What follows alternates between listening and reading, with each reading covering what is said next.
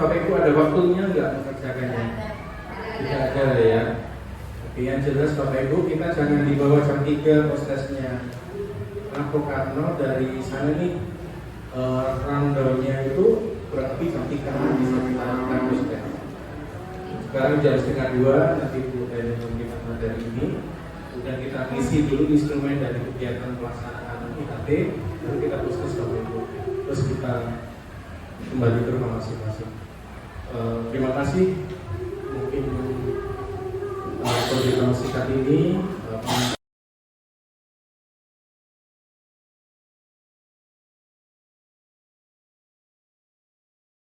Terima kasih atas kesempatan yang diberikan kepada saya. Lagi-lagi mungkin Bapak Ibu tidak bosan melihat saya lagi di depan. Mudah-mudahan Bapak Ibu dalam hati lagi-lagi boleh. Ya ini mungkin karena memang tugas saya sangat banyak Bapak Ibu ya, dan alhamdulillah sekolah mendukung, memfasilitasi saya dalam melaksanakan berbagai kegiatan saya terkait dengan pendidikan guru penggerak. Baiklah Bapak dan Ibu yang saya hormati, sebelumnya di sini saya akan berpantun, ya, mencontek dari apa yang disampaikan Ibu Layuni sebelumnya. Tapi jujur ini dapat saya kopas dari internet, saya nggak bisa mengarang pantun. Pelajaran sekolah dulu yang paling saya tidak senangi membuat puisi dan membuat pantun. Air beriak tanda tak dalam, air tenang seperti berlian. Izinkan saya mengucapkan salam kepada hadirin sekalian. Assalamualaikum warahmatullahi wabarakatuh. Bapak dan Ibu hebat yang saya hormati, sebelumnya saya mengucapkan ribuan terima kasih kepada Bapak Kepala Sekolah yang telah mengizinkan saya. Terus terang kemarin saya chat Pak Sony, Pak mohon solusinya, saya ada tugas lagi. Sudah silakan Bu, ambil sesi sebelah Pak Karmin. Alhamdulillah beliau mengizinkan. Jadi di modul 1.4 Bapak Ibu saya hanya berbagi saja Bapak Ibu ya, berbagi apa yang sudah saya pelajari. Bukan berarti saya ini sudah lebih hebat dari Bapak Ibu semuanya. Saya hanya berbagi. Mudah-mudahan apa yang saya bagikan ini nanti bermanfaat untuk Bapak Ibu semua. Dalam modul ini saya mempelajari, kami mempelajari tentang budaya positif. Apa saja budaya positif di sini? Ada 6 bagian. Yang pertama itu adalah makna disiplin dan nilai kebajikan. Kemudian yang kedua hukuman, konsekuensi dan restitusi. Ketiga itu keyakinan kelas. Yang keempat itu 5 kebutuhan dasar manusia. Yang keenam itu posisi kontrol guru. Dan yang terakhir adalah segitiga restitusi. Kesemua materi ini nanti arahnya ke segitiga restitusi. Jadi sekilas gambaran, segitiga restitusi itu adalah tahapan kita dalam menyelesaikan masalah bersama siswa. Seperti apa sih segitiga restitusi? Kayak matematika saja, ada segitiganya. Penasaran Bapak Ibu? Pengen tahu ya? Oke, nanti saya kasih tahu. Lanjut. Oke, sekarang ini di sini ada kegiatan pemantik. Nama kegiatannya ada cobalah buka. Jadi kegiatannya seperti ini Bapak Ibu. Andaikan di tangan Bapak Ibu, saya akan ngajak Bapak Ibu mensugesti diri sendiri. Andaikan di tangan Bapak Ibu ada barang berharga, Bapak Ibu genggam erat barang tadi. Kemudian ada teman Bapak Ibu yang menginginkan barang tersebut. Nah, dengan berbagai cara, si kawan ibu tadi, bapak tadi membujuk, merayu, bahkan mengintimidasi, mengancam dan segala macamnya. Nah, coba dalam pemikiran Bapak Ibu, apakah Bapak Ibu memberikan barang berharga di dalam genggaman tangan Bapak Ibu? Coba. Walaupun orang itu sudah sangat menginginkan ini hidup matiku, pastilah Bapak Ibu memberikannya? Oke. Nah, tergantung situasi. Nah, jadi Bapak Ibu, kegiatan ini adalah akan membuka wawasan kita bahwa itulah pusat kontrol kita. bahwasanya bahwa kitalah yang memegang kendali atas diri kita sendiri, bukan orang lain. Itu maksudnya ya. Mau orang itu mengintimidasi kita, mau orang itu membujuk rayu, bahkan memberikan imbalan uang segala macam, kita harus punya prinsip. Karena pusat kontrol diri kita adalah di diri kita sendiri.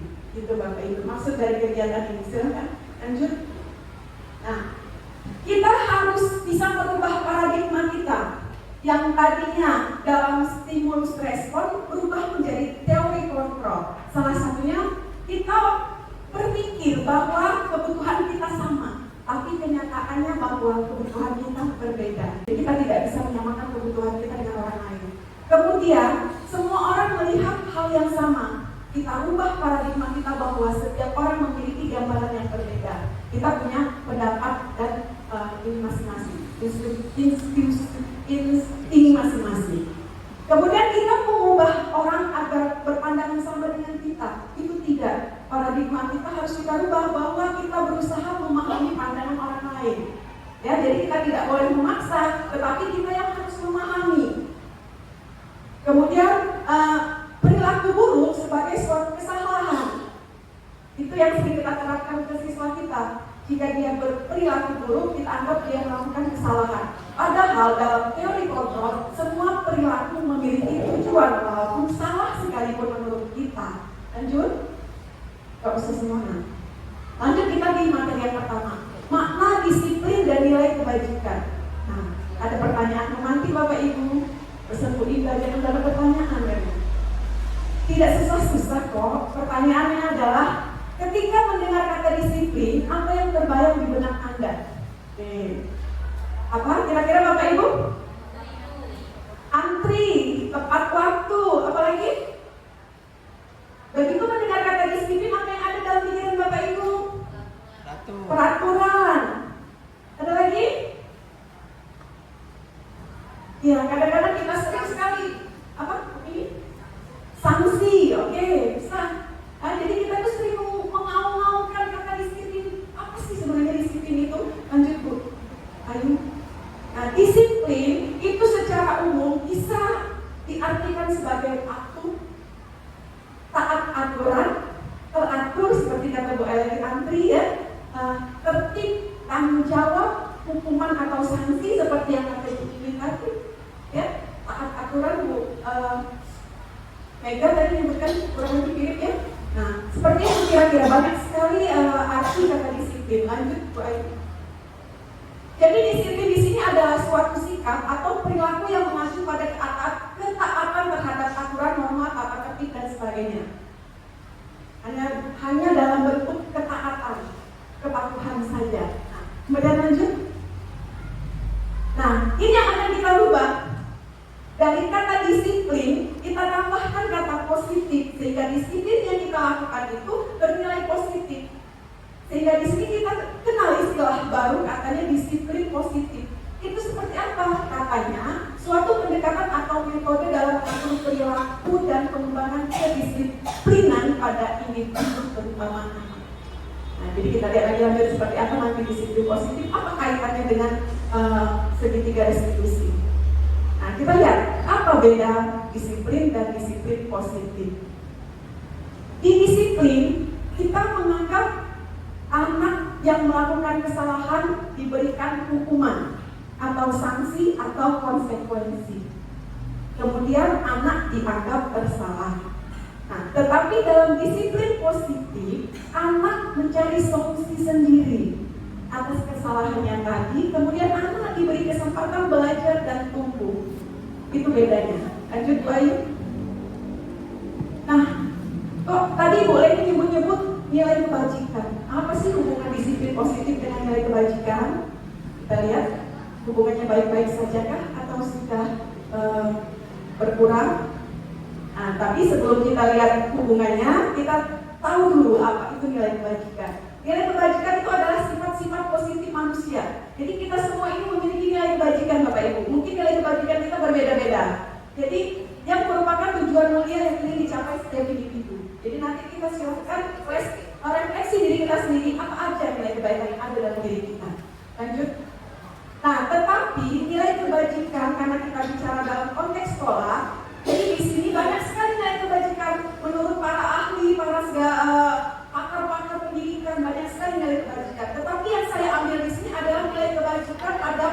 profil pelajar Pancasila sesuai dengan kurikulum kita, yaitu kurikulum Merdeka. Ya, kita sudah tahu semua materi profil pelajar Pancasila sudah disampaikan oleh Ibu Mary sebelumnya. Lanjut. Jadi hubungannya apa dengan disiplin positif? Bahwa jika kita menerapkan disiplin positif di sekolah, maka secara langsung berkontribusi dalam membentuk nilai-nilai kebajikan pada siswa. Jadi seperti yang saya katakan bahwa kita semua ini disiplin positif. Bahwa jika kita menerapkan disiplin positif di sekolah, maka secara langsung berkontribusi dalam membentuk nilai-nilai kebajikan pada siswa. Jadi seperti yang saya katakan bahwa kita semua ini memiliki nilai kebajikan termasuk siswa. Walaupun dia melakukan kesalahan pun ada nilai kebajikan dari kesalahannya tadi. Lanjut. Nah, sekarang saya tanya dulu kepada Bapak Ibu. Bapak Ibu pasti saya yakin sudah disiplin semua ya. Nah, salah satu caranya adalah tepat waktu. Kira-kira nih saya mau mengajukan pertanyaan. Seandainya di sekolah kita tidak ada peraturan guru harus tepat waktu, ya, untuk masuk kelas, tidak ada aturan dan tidak ada sanksi, juga tidak ada pengawasan dari sekolah, baik kepala sekolah maupun guru. Yang menjadi pertanyaannya, apakah Bapak Ibu tetap hadir tepat waktu ke sekolah walaupun tidak ada pengawasan dari sekolah? Oke? Sepakat ya? Ya, kita tetap hadir tepat waktu walaupun tidak ada tata tertibnya, tidak ada pengawasan dari sekolah, walaupun kepala sekolah tidak keliling, tapi kita tetap hadir tepat waktu. Sekarang kita tanyakan pada diri kita, apa motivasinya? Motivasi kita hadir tepat waktu itu apa?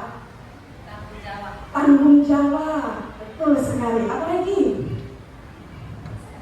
Apakah karena ingin menghindari kena marah? Ya? Apakah karena ingin mengambil posisi nyaman saja? Ataukah karena ingin mendapat penghargaan?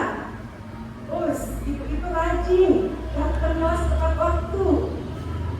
Atau karena sesuai dengan nilai-nilai yang ada dalam diri Bapak Ibu? Nah, silakan kita refleksi diri kita sendiri. Inilah yang menjadi motivasi perilaku manusia. Ada 3 Bapak Ibu, silakan lanjut. Yang pertama, untuk menghindari ketidaknyamanan atau hukuman. Demlah, daripada dia marah, datang pagi. Nah, itu namanya berarti motivasi kita datang tepat waktu hanya karena takut kena marah. Motivasi yang kedua, untuk mendapat imbalan atau penghargaan dari orang lain. Nah, misalnya, kita ikut berbagai pelatihan. Apa motivasi kita ikut berbagai pelatihan ini? Ataukah hanya ingin mendapatkan selembar sertifikat kah? Atau hanya ingin dihargai oleh kepala sekolah kah? Nah, coba kita flashback balik diri kita, tanya dan hati kita, apa motivasi kita mengikuti itu? Atau karena motivasi yang ketiga, untuk menjadi orang yang diinginkan dan menghargai diri sendiri dengan nilai-nilai yang dipercaya. Saya rasa mudah-mudahan kita berada di posisi motivasi yang ketiga. Jadi bukan karena mendapatkan imbalan, penghargaan, atau karena menghindari hukuman, tapi harus dari diri kita sendiri. Itulah nanti yang akan kita terapkan ke anak kita dalam menerapkan kedisiplinan. Bukan karena menghindari hukuman, bukan karena takut kena marah guru, tapi karena memang lahir dari diri dia sendiri. Lanjut. Hukuman, konsekuensi, dan koda. Itu ya. Oke. Kita lanjut materi yang kedua, hukuman, konsekuensi, dan restitusi. Di situ judulnya ya. Nah, pernah dengar kata restitusi Bapak Ibu? Pernah? Pernah ya? Nah, nanti seperti apa restitusi kita terapkan di kelas. Lanjut Bapak Ibu. Saya kasih kegiatan lagi Bapak Ibu ya. Gak apa-apa ya, kita berpikir. Siapa tahu ini menjadi pembelajaran buat kita sendiri. IPA kurang menguasai pelajaran matematika, sehingga pada saat pelajaran tersebut berlangsung, dia lebih banyak diam diri atau menggambar di buku pelajarannya. Pada saat guru matematikanya, Pak Seno, menanyakan pertanyaan, IPA menjadi gugup dan tak sengaja menjatuhkan tas dari kursi, serta tiba-tiba menjadi gagap pada saat berupaya menjawab.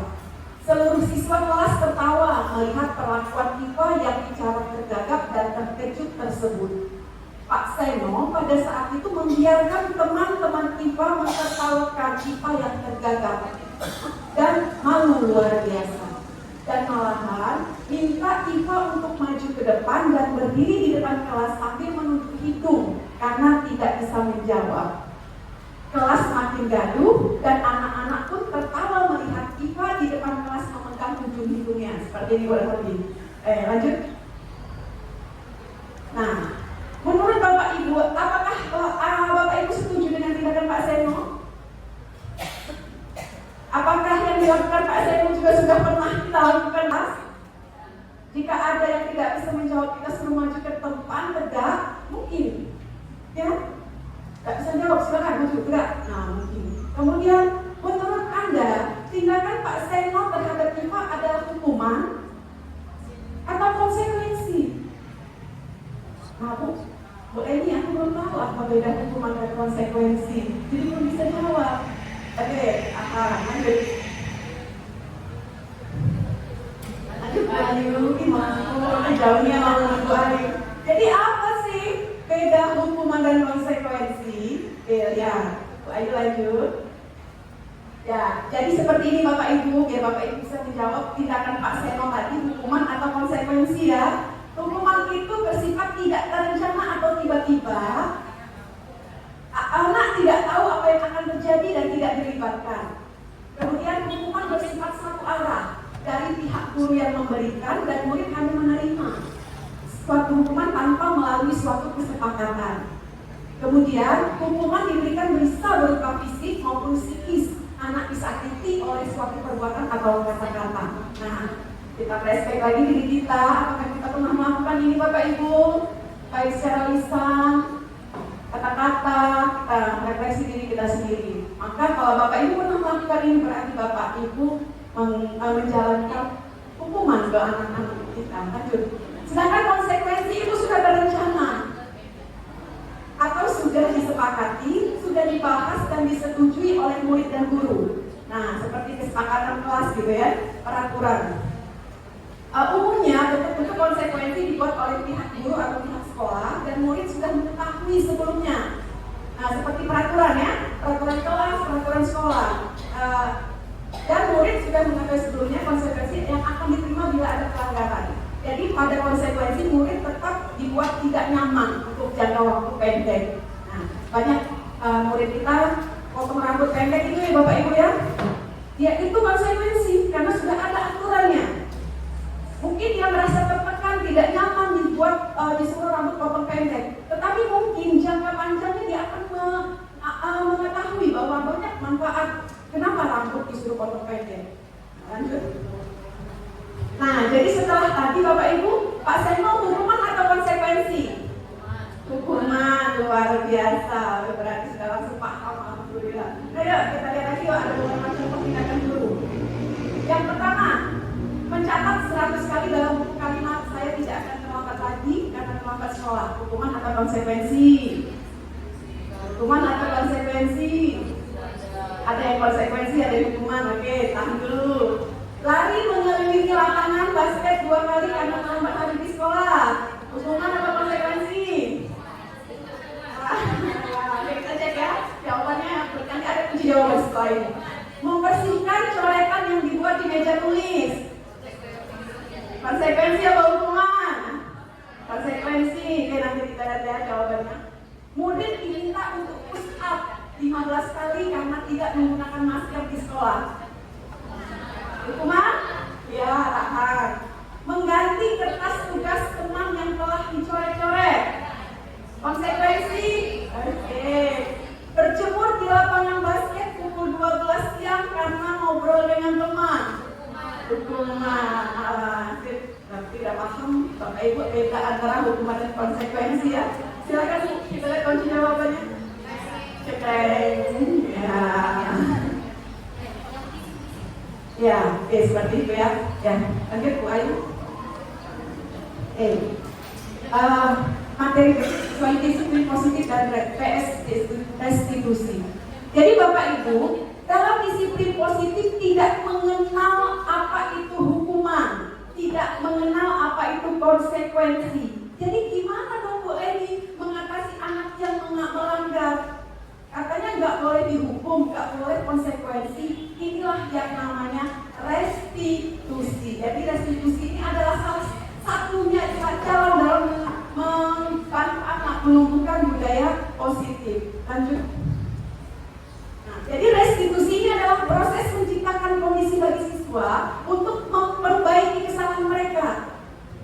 Jadi kita tidak menghukum, tidak memberikan konsekuensi, tapi lebih kepada kita mengembalikan kondisi anak yang tadinya dia berada di posisi bersalah, maka dia merasa bahwa dia itu tidak melakukan kesalahan.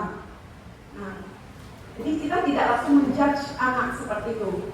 Jadi dia bisa kembali ke kelas, kembali ke kelompoknya dengan karakter yang lebih kuat. Restitusi juga merupakan proses kolaboratif yang mengajarkan murid untuk mencari solusi untuk masalah mereka. Jadi mereka yang mencari solusi, bukan kita yang memberikan hukuman konsekuensi tadi. Dia sendiri, kita hanya menuntunnya nanti. Lanjut. Jadi restitusi adalah sebuah pendekatan untuk menciptakan disiplin positif. Lanjut. Restitusi bukan untuk menebus kesalahan, tetapi untuk belajar dari kesalahan. Nah, kalau hukuman sama konsekuensi itu kan seperti menebus kesalahan ya. Kalau dia sudah melakukan konsekuensi, artinya dia sudah selesai dari kesalahannya tadi. Nah, di sini restitusi bukan, tapi belajar dari kesalahan. Lanjut. Nah, banyak sekali pengertian restitusi di sini sudah saya rangkum bahwa restitusi itu adalah tawaran, bukan paksaan. Restitusi mengembalikan murid yang salah kembali ke kelompoknya, mencari kebutuhan dasar yang mendasari tindakan, fokus pada karakter bukan tindakan, fokus pada solusi, kemudian menuntut untuk melihat ke dalam diri serta untuk memperbaiki hubungan. Nah, lanjut lagi materi ini step by step, tapi saling berkaitan nanti Bapak Ibu ya. Nah, sekarang keyakinan kelas. Apalagi nih Bu Eni keyakinan kelas, kok bukan peraturan kelas? Lanjut Bu Eni. Mengapa keyakinan kelas? Mengapa tidak peraturan kelas ya? Nah, ada yang bisa jawab? Apa beda peraturan dengan keyakinan mungkin? Peraturan, keyakinan nanti kita bisa tahu bagusnya kita menerapkan peraturan, apa kita menerapkan keyakinan? Ya, keyakinan. Nah, sekarang kita lihat. Lanjut Bu Eni. Nah, sekarang kita lihat, ada pertanyaan di sini. Kita sudah tahu bahwa kita memiliki peraturan tentang penggunaan helm pada saat berkendara roda 2. Nah, Bapak Ibu yang senang naik kendaraan roda 2 atau motor, pakai helm kan?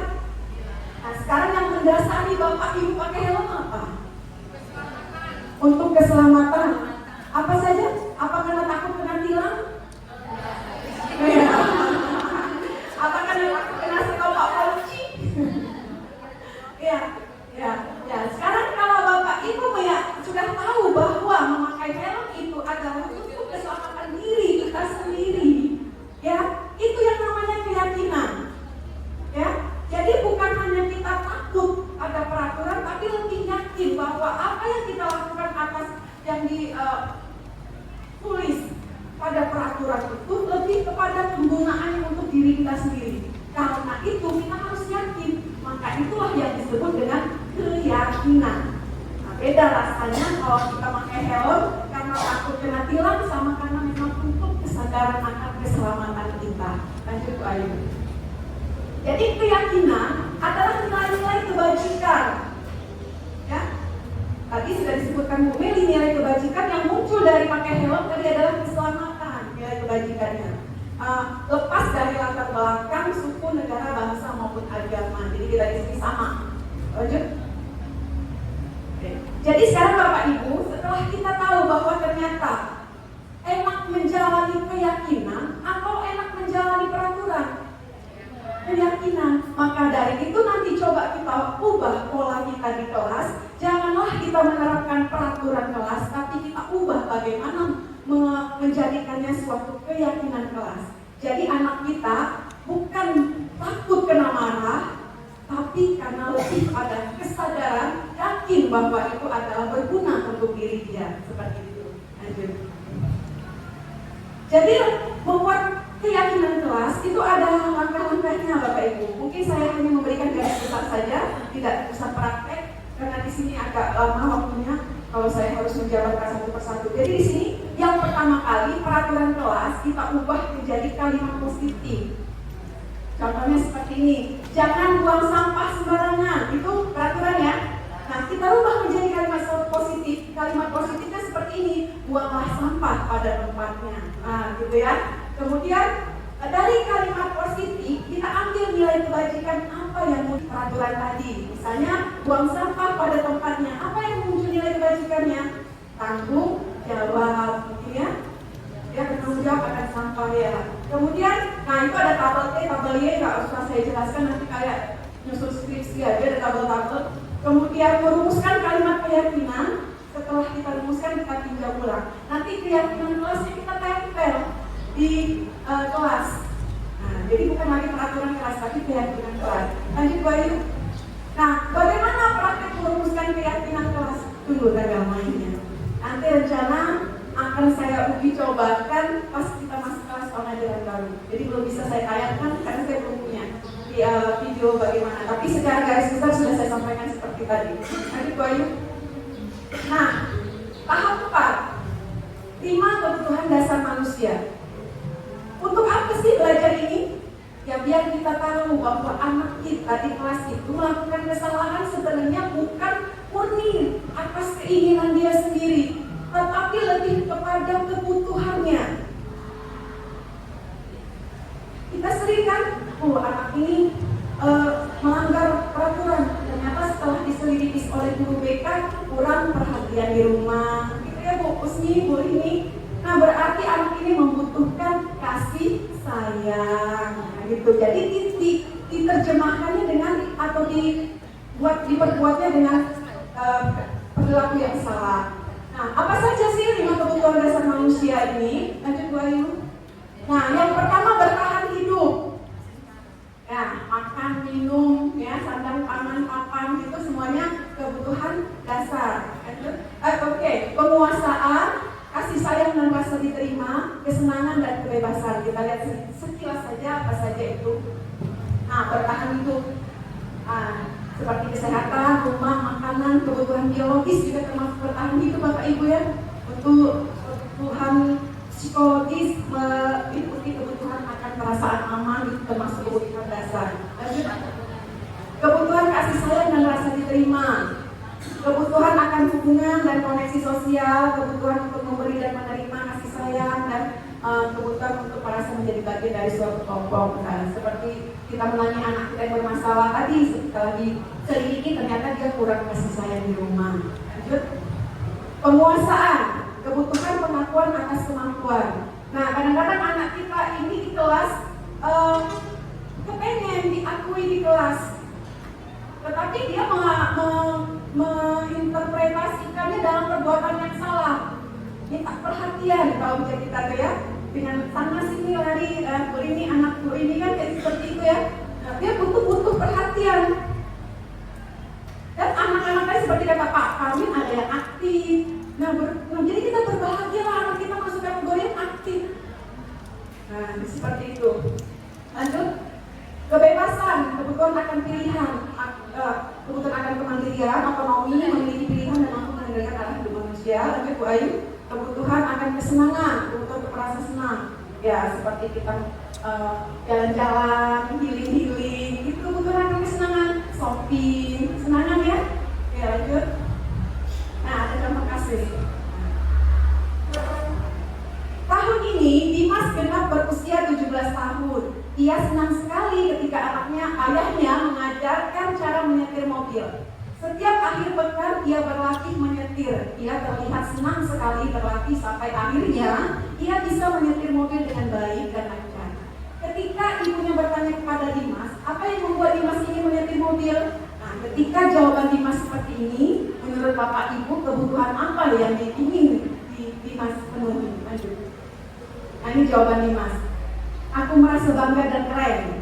Nah, Bapak Ibu kalau dia mengucapkan kata seperti itu, Dimas kepengen kebutuhan apa yang ingin dipenuhi?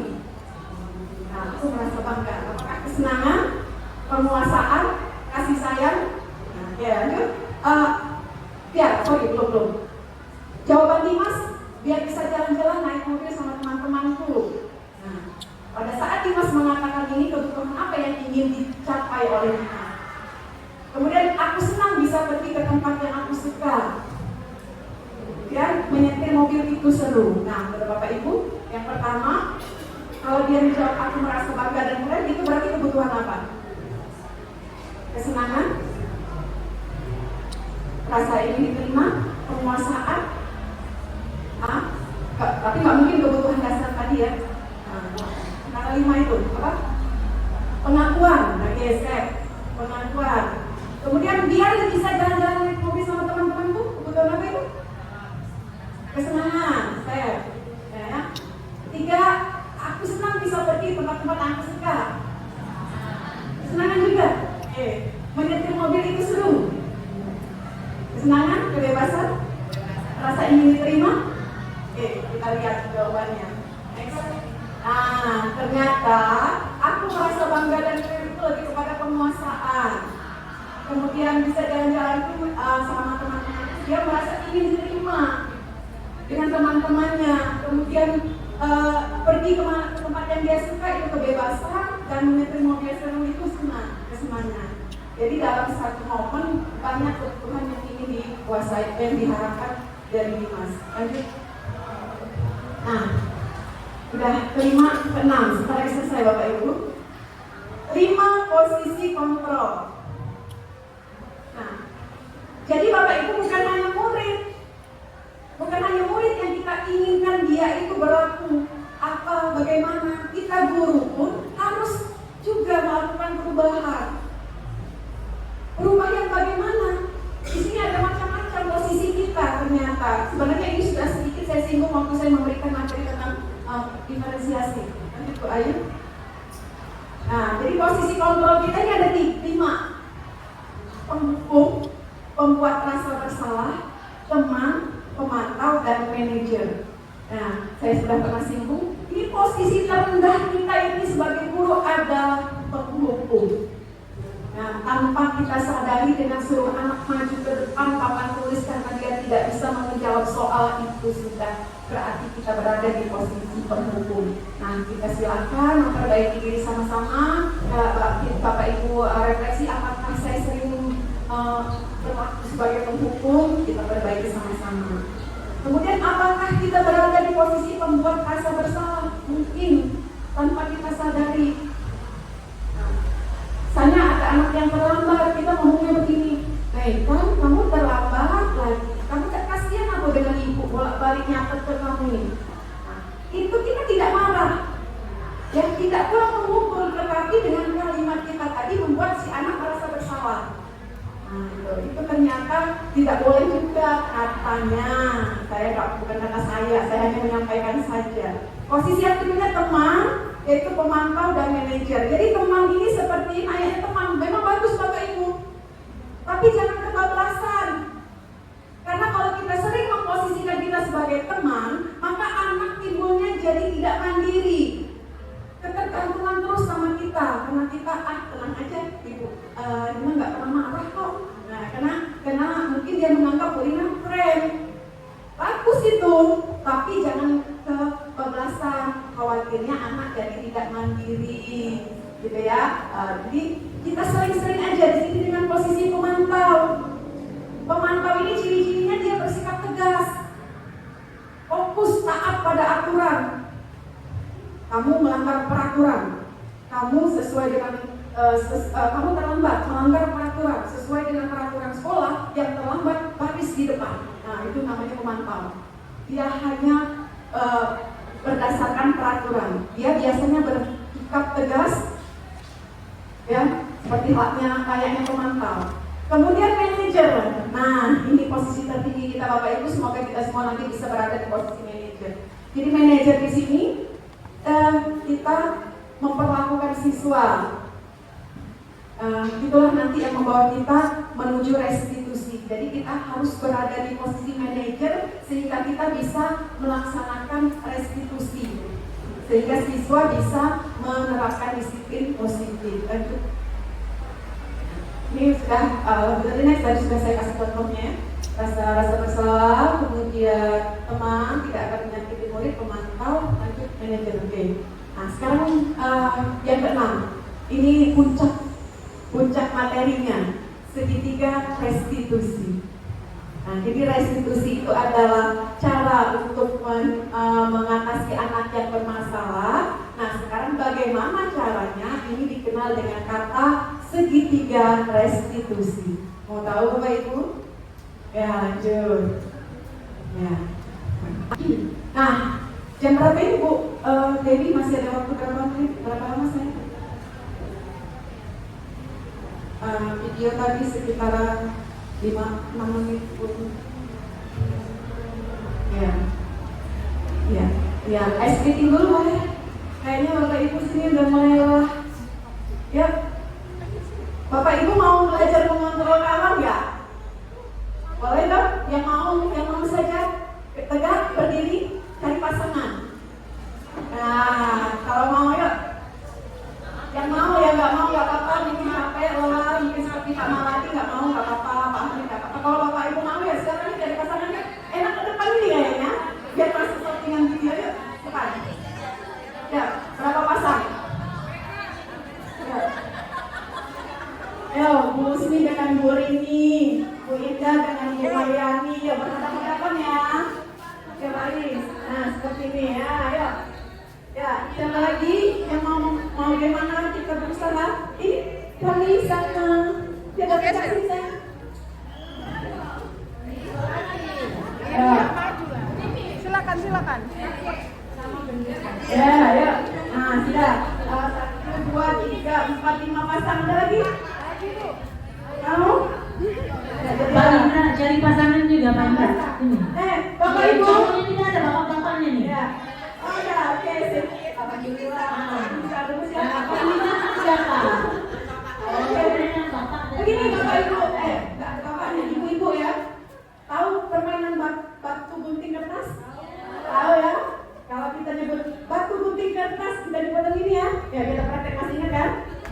Kertas begini, batu gini, gunting gini. Batu gunting kertas gitu ya. Oke, masih ingat ya? Nah, tapi permainannya adalah bagaimana Bapak Ibu bisa mensugesti kawannya agar jawabannya sama, yang dikeluarkan sama. Jadi silakan Bapak Ibu pertama kali dan kasih kode ya. Kita lihat chemistry-nya. Kita lihat chemistry antara pasangannya. Bagaimana Bapak Ibu dengan menatap bisa membaca pikiran, mengontrol, mempengaruhi kawannya agar yang dikeluarkan sama. Nah, kalau Bapak Ibu bisa sama, berarti Bapak Ibu bisa saling mempengaruhi, gitu ya. Ya. Tapi nggak usah kasih kode, murni ya. Murni. Kita lihat chemistry itu, oke? Ya, 3 kali sama, berarti Bapak Ibu bisa mengontrol orang lain. Mulai ya. Yang masih komando saya. Ya. Batu gunting kertas. Siapa yang sama? Kakak yang sama? Ya, oke, sekali.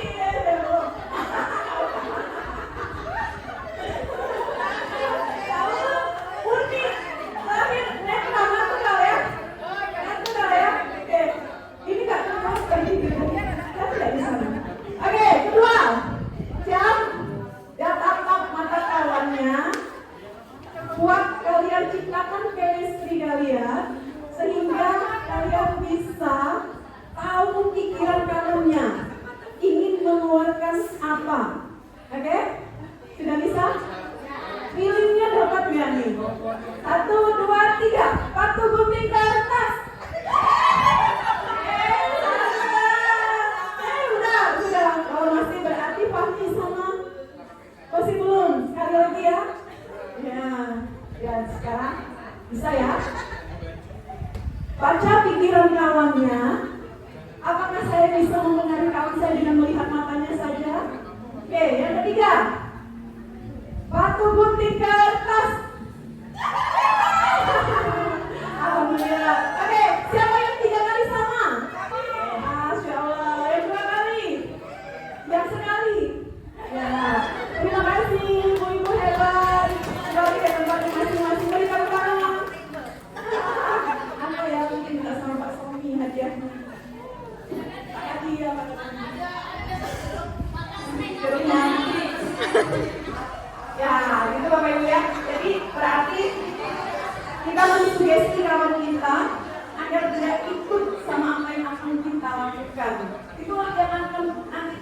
sampaikan ke anak kita. Kita jangan pakai kata-kata yang kira-kira menyakitkan ya. Kita sugesti aja dia untuk patuh pada keyakinan benar.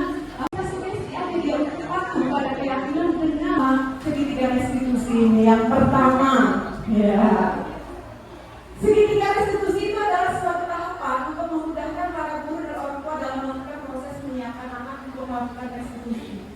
Jadi kaitannya dengan materi saya sebelumnya, pertama kali kita itu disiplin positif, kemudian kita harus paham akan kebutuhan dasar siswa kita, kemudian kita dari kebutuhan dasar tadi kita membuat keyakinan kelas, kemudian dari keyakinan kelas itu jika anak melanggar peraturan atau keyakinan kelas itu kita selesaikan dengan restitusi, kita bertindak sebagai manajer.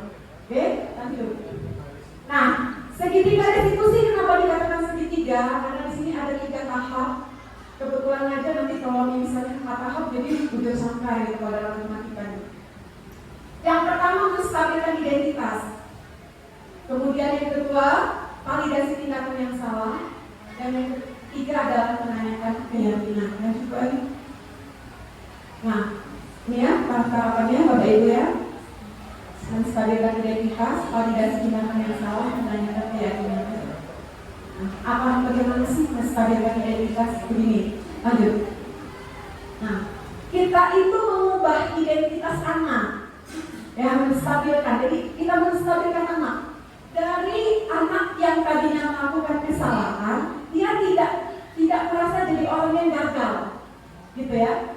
Jadi di sini kita memposisikan kita sebagai manajer, kita mengatakan bahwa seolah-olah bahwa kesalahannya itu memang umum terjadi. Jadi, oh iya nak, ibu paham, kamu melakukan itu, misalnya gitu ya. Ibu juga mungkin akan melakukan hal yang sama jika itu berada di posisi kamu. Itu. Jadi anak yang tadinya berada di posisi melakukan kesalahan, kita buat dia di sini menjadi orang yang sukses bahasanya. Maksudnya dia bukan orang yang gagal. Nanti saya berikan video prakteknya. Lanjut, bagaimana dengan validasi tindakan yang salah? Nah, setelah anak kita stabilkan, yang posisi dia marah-marah, kesal dalam melakukan kesalahan tadi sudah stabil, kita validasi tindakan yang salah itu yang mana. Nah, tapi bukan kita yang menyebutkan kesalahannya, ajaklah dia berpikir sendiri bagaimana dia menemukan kesalahannya. Kita hanya sebagai manajer, Bapak Ibu ingat, posisi kita hanya sebagai manajer. Manajer itu hanya mengatur, dia yang melakukan, gitu ya, orang lain yang melakukan. Jadi di sini anak-anak yang tadinya tidak terjangkau menjadi lebih terbuka. Kemudian strategi ini menguntungkan bagi murid dan guru karena guru akan berada di posisi siswa dan karena itu akan memiliki perspektif yang berbeda. Jadi mungkin contoh kalimatnya seperti ini. Nah, ibu paham dengan apa yang kamu lakukan tadi. Kamu pasti punya alasan ya kenapa melakukan hal tadi. Coba ceritakan sama ibu apa alasan kamu. Boleh intonasi ibu ngomong tidak seperti saya. Kamu pasti punya alasan ya. Coba sampaikan alasan kamu. Kan kita punya logat bicara yang berbeda-beda ya Bapak Ibu. Tapi intinya seperti itu. Lanjut langkah ketiga. Nah, langkah ketiga di sini menanyakan keyakinan kelas. Itulah kenapa kita harus buat dulu keyakinan kelas. Biar anak tahu bahwa yang dia lakukan itu melanggar keyakinan kelas. Tapi tidak kita sampaikan bahwa dia itu melanggar, bukan. Kita tanyakan, kamu masih ingat dengan keyakinan kelas kita? Nah, kita buat seperti itu ya. Kalau dia menjawab masih Bu, coba menurut kamu yang kamu lakukan tadi sesuai nggak dengan keyakinan kelas kita? Jadi kita kasih dia itu opsi-opsi yang dia memikirkan sendiri. Jangan kita kamu melanggar, nggak sopan yang kamu itu, bukan. Dia memikirkan sendiri. Lanjut. Nah, untuk segitiga restitusi ini Bapak Ibu, alhamdulillah sudah saya praktekkan. Saya sudah buat videonya bagaimana mempraktekkan segitiga restitusi ini. Kemarin waktu IHT hari Jumat saya sudah izin untuk tidak ikut karena saya membuat video. Itu membuat praktik segitiga restitusi ini juga adalah salah satu tugas saya sebagai calon guru penggerak. Nah, nanti saya coba tampilkan Bapak Ibu ya praktik segitiga restitusi ini terpisah ya. Nah, silakan Bapak Ibu nanti kalau mau saya kirim ke link YouTube, nanti saya bisa, yang ingin saya kirimkan ke linknya agar bisa langsung klik. Ini mungkin beberapa contoh langsung dari awal saja.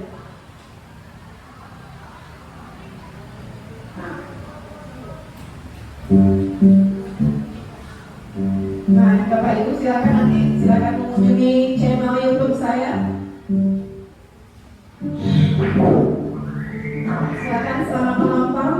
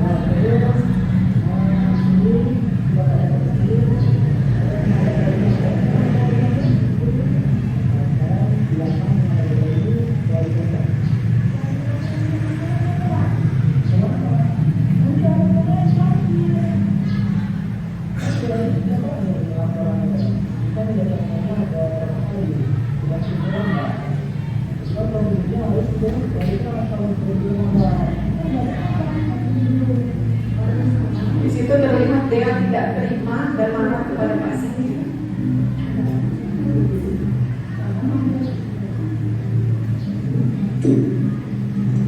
Terima kasih Bu Usni meminjamkan ruang mereka-nya waktu itu.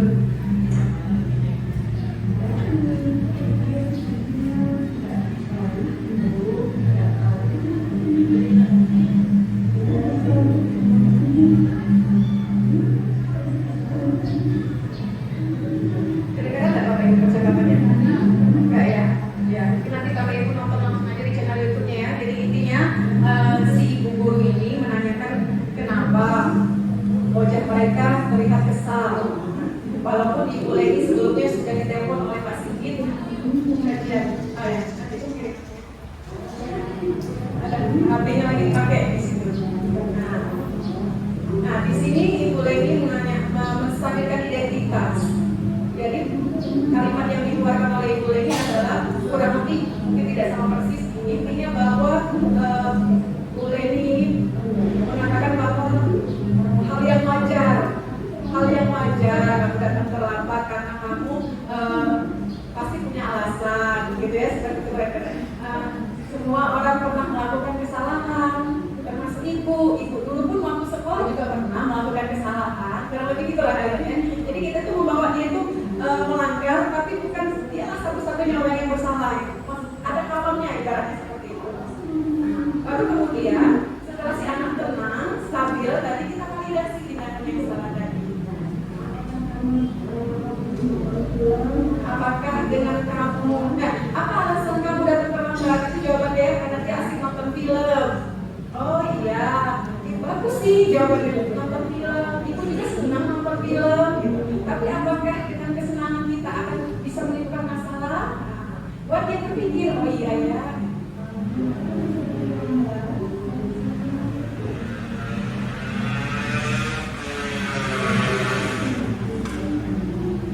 Ini namanya skenario ya. Tapi mudah-mudahan nanti kita lambat laun bisa menerapkannya.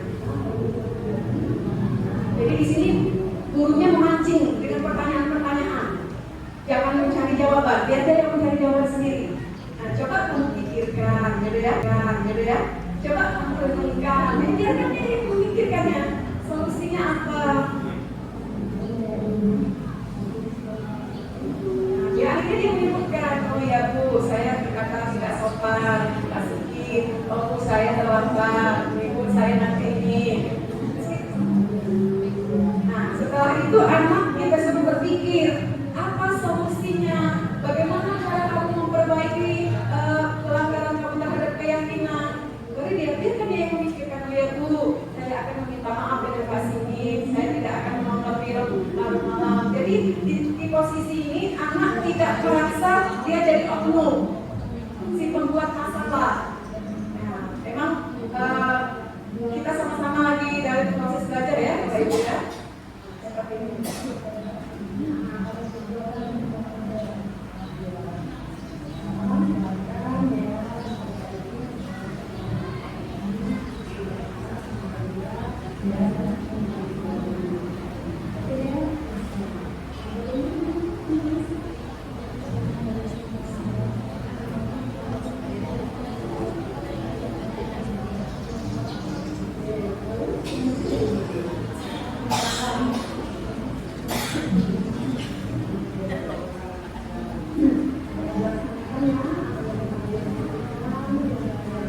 Kira-kira Bapak Ibu ya, penerapan segitiga restitusi yang intinya adalah kita bertindak sebagai manajer, kita memahami kebutuhan anak, ya, jangan menjudge dia menjadi orang yang bersalah.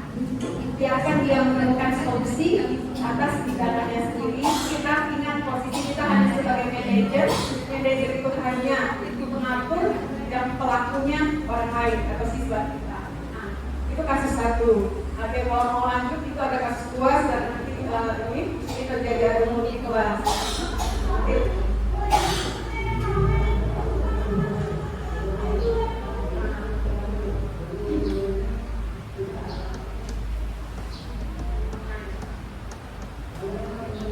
Jadi di sini di kelas itu ada tugas yang terakhir, ada tugas mandiri pelajaran matematika Ibu Eni. Nah, Bu Eni kembali lagi ke kelas, anak mendengar keributan.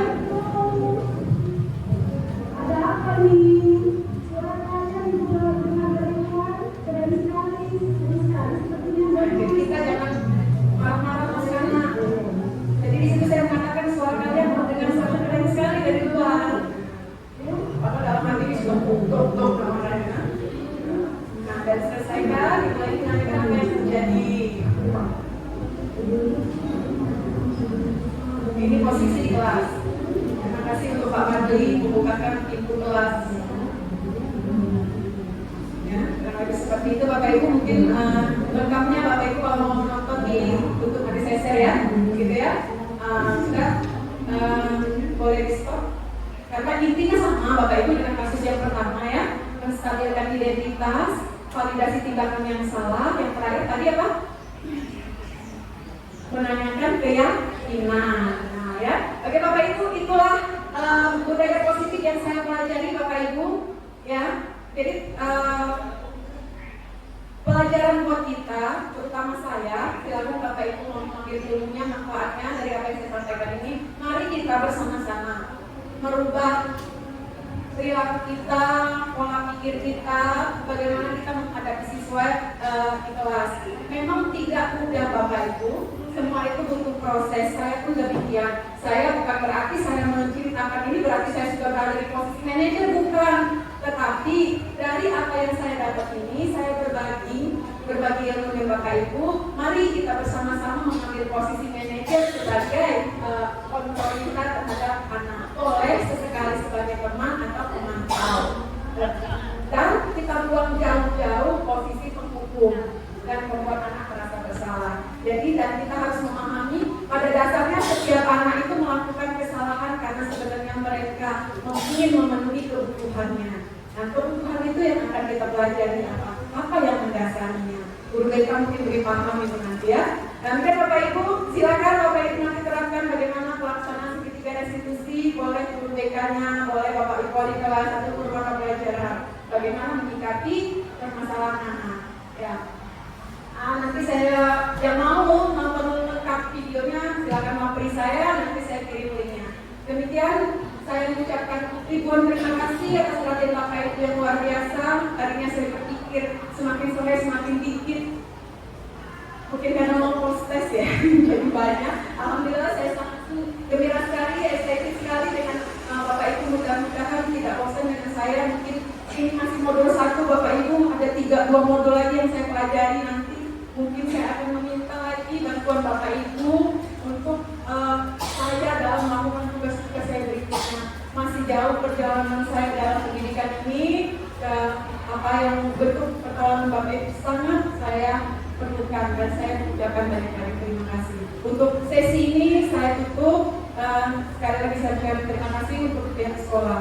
Saya akhiri, gak usah ada sesi tanya-tanya ya Bu. Kita sudah butuh. Langsung saja ya. Langsung saja. Terima kasih, saya tutup dulu untuk sesi ini. Nanti kita langsung buka soal-soal, kebetulan ada di laptop itu juga. Saya tutup. Assalamualaikum warahmatullahi wabarakatuh. Waalaikumsalam warahmatullahi wabarakatuh. Terima kasih sangat menarik Bu Leni, dan ternyata kita jadi guru ini ternyata bisa juga jadi manajer ya. Bukan hanya di perusahaan, di sekolah ternyata guru pun ada seorang manajer. Baik, nah kita langsung saja. Terima kasih Bu Ayu.